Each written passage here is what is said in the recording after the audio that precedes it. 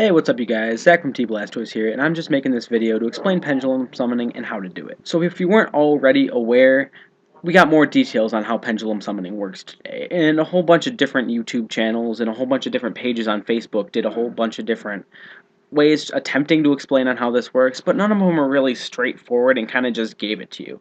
So by looking through a bunch of different sources, I kind of figured it out, or at least I think I did. And I'm going to just sum it up for you guys real quick and real short and quick. So to start things out, the field has two new pendulum zones. These pendulum zones are where you place your pendulum monsters. Your pendulum monsters start out in the main deck as spell cards, and you can activate them by placing them in these pendulum zones. Each pendulum monster also has a pendulum scale or a scale number on it, and this scale number ranges from 1 to 12, I'm guessing, just monster levels. And each pendulum monster has one scale number on the left side and one scale number on the right side.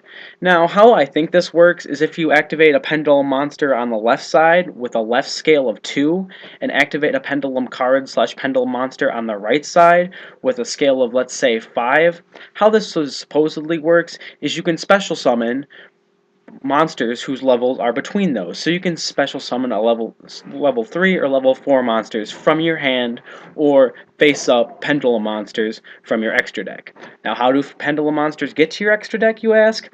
Well, when they're destroyed or leave the field, they go face up onto the extra deck, and when they're there, they become summon fodder for more pendulum monsters that you can use to get them out. Now, if this is how it works, this speeds up the game a lot.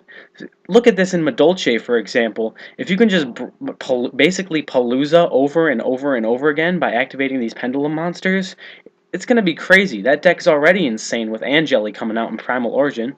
Another thing with pendulum summoning is, say if you have these two monsters out and you can special summon within the range of level 2 to level 5, level 4, you can only do it once. So once you bring everything out, it's not like you can play card search and then just pendulum everything again.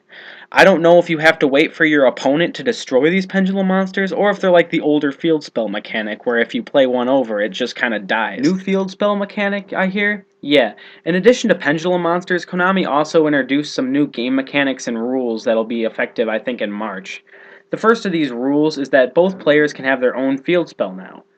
I don't know how I feel about this. We'll have to see it in game.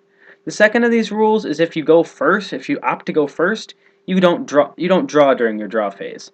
This slows the game down and kind of gets rid of the automatic advantage for going first.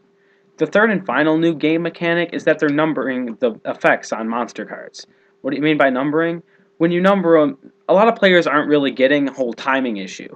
So what goes off when and how it works. So they're numbering the effects.